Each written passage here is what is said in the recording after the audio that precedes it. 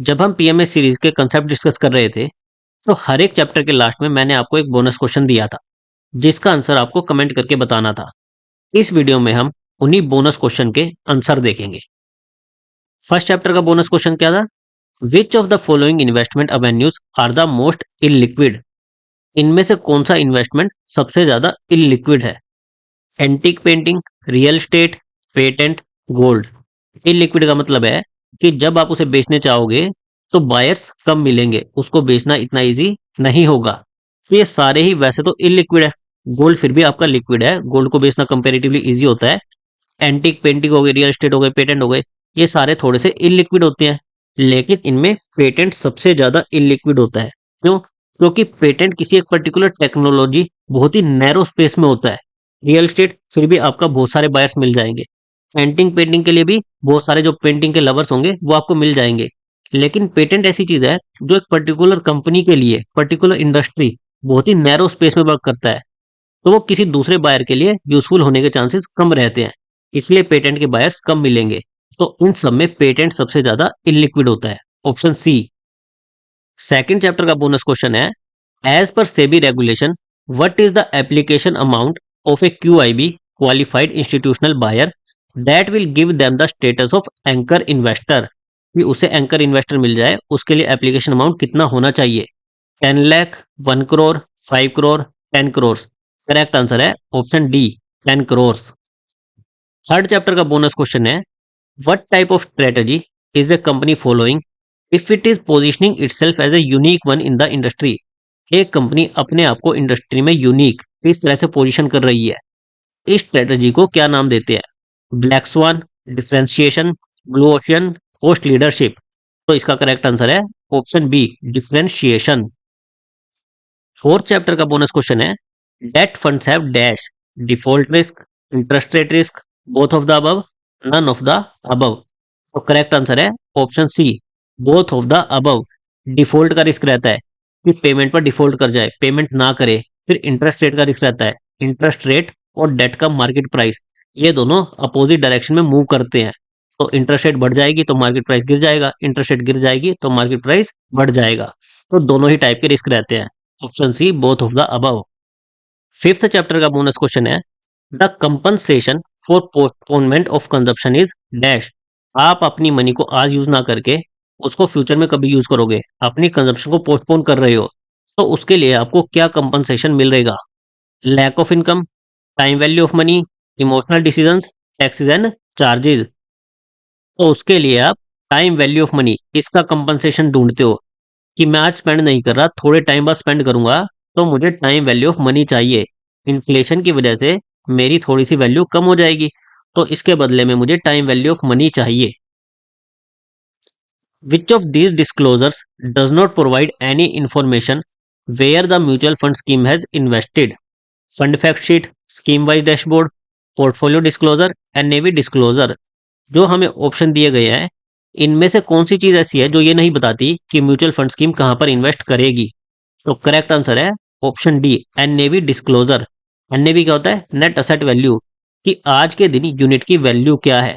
लेकिन ये नहीं बताती कि म्यूचुअल फंड स्कीम कहां पर इन्वेस्ट करेगी, इसलिए ऑप्शन डी। सेवंथ चैप्टर का बोनस क्वेश्चन है, विच of the following PMS is not classified based on provider of the services? AMC PMS, brokerage house PMS, boutique PMS, SME PMS.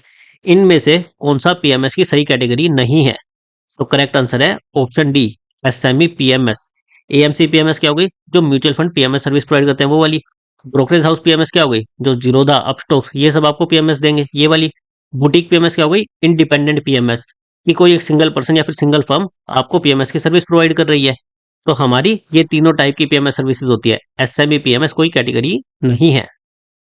Eight chapter का bonus question है, an investor invested ₹1 crore with a PMS.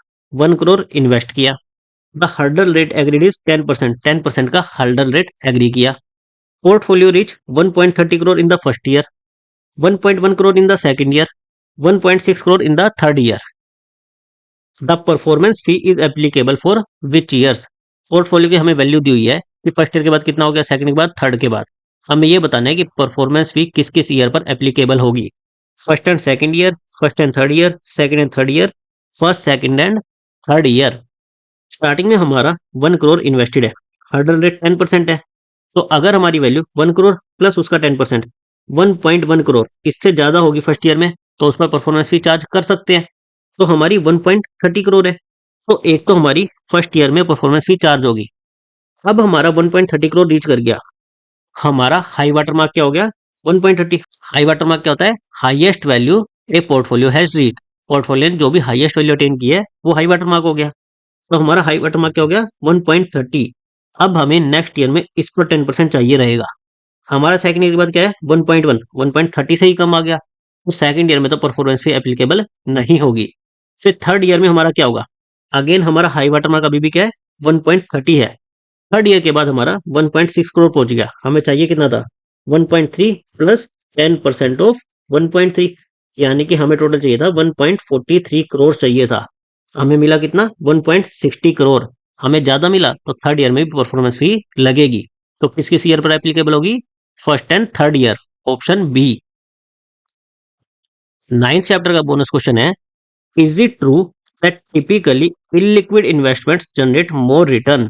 Illiquid investment में generally ज्यादा return आता है, ये true है या नहीं है? ऑप्शंस है, no because they are not growing companies. Option b है, yes because they belong to blue chip companies. Third option है, no because the market discounts them. Fourth option है, yes because the investor require illiquidity premium. तो इसका correct answer है option d, yes because the investor require illiquidity premium. आप कोई ऐसी asset खरीद रहे हो जिसको बेचना बाद में डिफिकल्ट हो सकता है, तो आप क्या चाहोगे? कि मुझे जो भी इसका एक्चुअल मार्केट प्राइस होना चाहिए उससे कम में ये सेट मिले। तो जनरली इनका प्राइस थोड़ा सा कम चल रहा होता है, तो आपको थोड़ी सस्ते में मिल जाती है, और बाद में जब भी आप इसको बेचते हो आप इसमें ज्यादा बेनिफिट ले सकते हो। इसलिए option d, yes because the investor require illiquidity premium. 10th chapter का बोनस क्वेश्चन है, Sharpe ratio measures dash. Sharpe ratio क्या मेजर करता है? Excess return for every unit of volatility, excess return over portfolio beta, excess return for every unit of excess volatility, none of the above. हमारा Sharpe ratio का formula क्या था? RP minus RF divide by में standard deviation, यही था। तो RP minus RF ये तो क्या हो गया हमारा? एक्सेस रिटर्न हो गया, कि एक्सेस रिटर्न हम कितना अर्न कर रहे हैं, और डिवाइड बाय स्टैंडर्ड डेविएशन यानी कि वोलेटिलिटी। इसलिए option A, excess return for every unit of volatility. Denominator में कोई एक्सेस नहीं है, डिनोमिनेटर में हम पूरी की पूरी वोलेटिलिटी ले रहे हैं, इसलिए option A, excess return for every unit of volatility. 11th chapter का बोनस क्वेश्चन है, up to assessment year dash domestic companies and mutual fund were liable to pay dividend distribution tax DDT on the dividend. 2018 to 19, 2019 to 20, 2020 to 21, 2021 to 22, इस assessment year तक dividend distribution tax लगता था? तो correct answer है option C, 2020 to 2021। 12th chapter का bonus question है, as per prevention of money laundering act necessary records on transaction need to be maintain for how many years?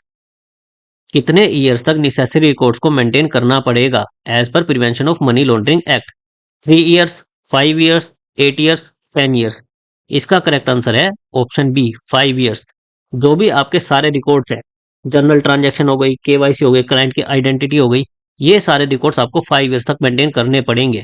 अब आपको एक confusion हो रहा होगा कि prevention of money laundering act में कुछ चीजों को हमें 10 ईयर्स तक भी मेंटेन करना पड़ता था। वो डॉक्यूमेंट्स क्या थे?